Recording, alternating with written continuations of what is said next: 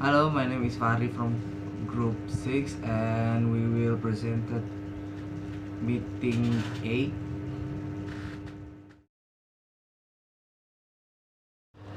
Meeting 8 is about language change, or you can say it's the traditional view.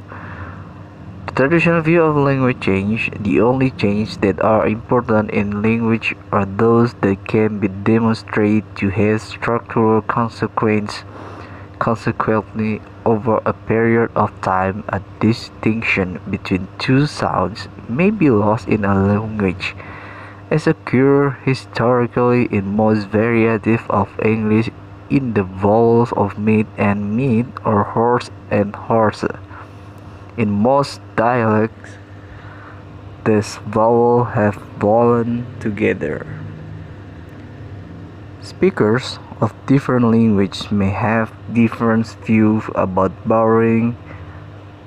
English speakers borrow almost indiscriminately from other languages, but speakers of French, German, Modern Hebrew, and Icelandic are far more discriminating.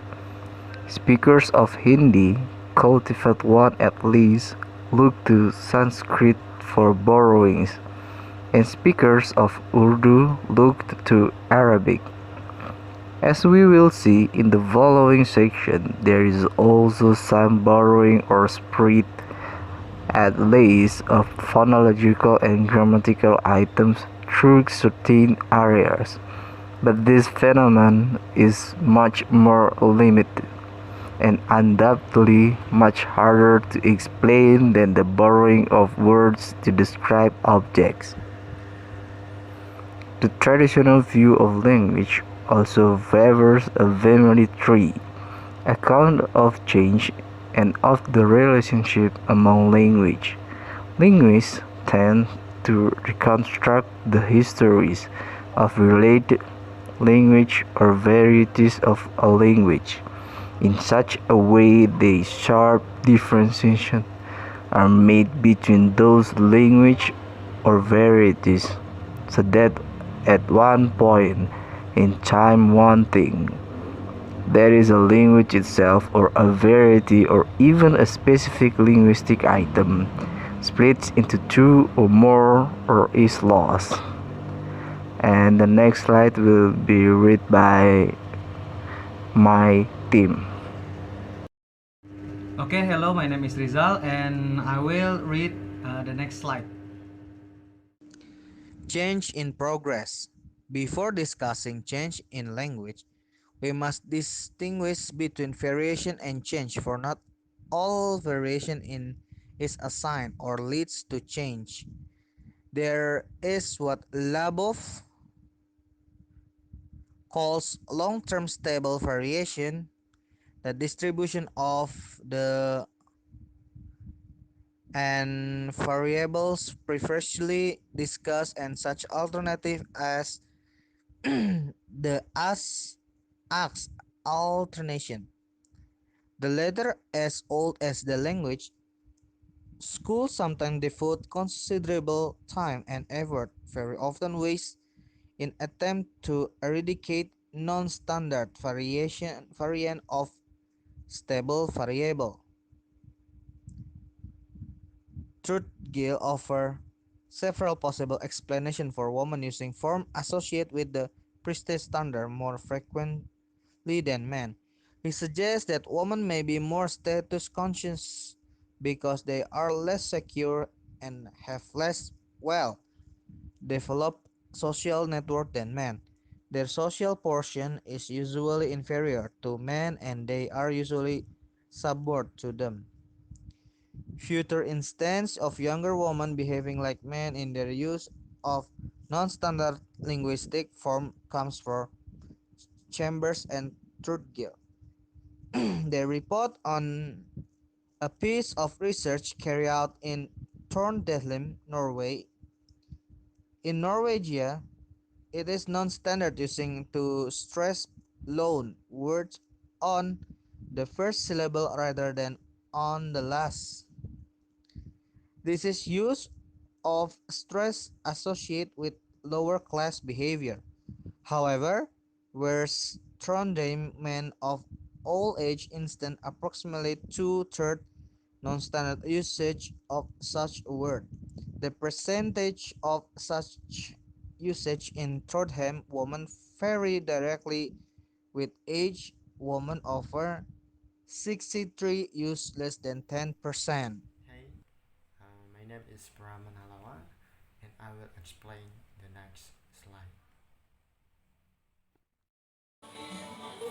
The next is Labov. Labov makes an interesting observation about the role that women play in linguistic change. He points out that whenever there is stratification by style and class in linguistic usage, you can also expect differences between men and women, with men showing higher values for preferred variant than man. That is, a preference for forms that have more prestige in society. We can actually see what happens when traditions change in society and women begin to take a more assertive role in what goes on. For example, in a study for in a study of how the inhabitants of Oberwalder and Hungary and Clive in Australia since 1921 are shifting from a pattern of stable bilingualism in German and Hungary to the real usage of German. Gall showed how young women are in the forefront of the change there. The next is the process of change.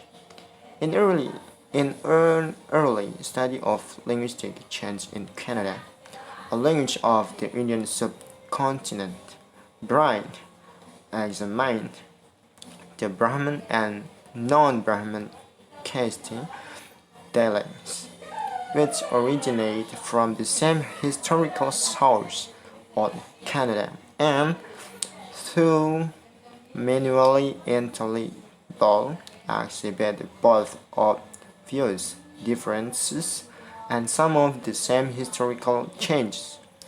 His examination revealed that the Brahmin dialect seems to have undergone unconscious change, that is, change in phonology and morphology. Brian hypothesized that although conscious linguistic change originates among members of the higher social strata, unconscious change is natural in all strata where the literacy factor does not intervene. He looks to the interaction between social dialects for an understanding of linguistic change. He suggests that the upper classes appear to originate sound change at the phonetic level and that in their case to imitate such phonetic change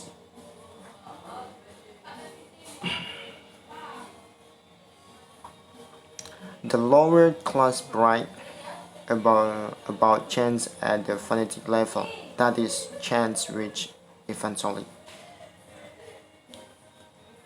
Many observers have noted the weakening of network ties as social and geographic mobility increased in the late 20th century. Social contrast increased but became shallower. One consequence for language has been the fairly rapid spread of innovation. Some, like slang, are ephemeral, others, like accent change, produce more lasting effect.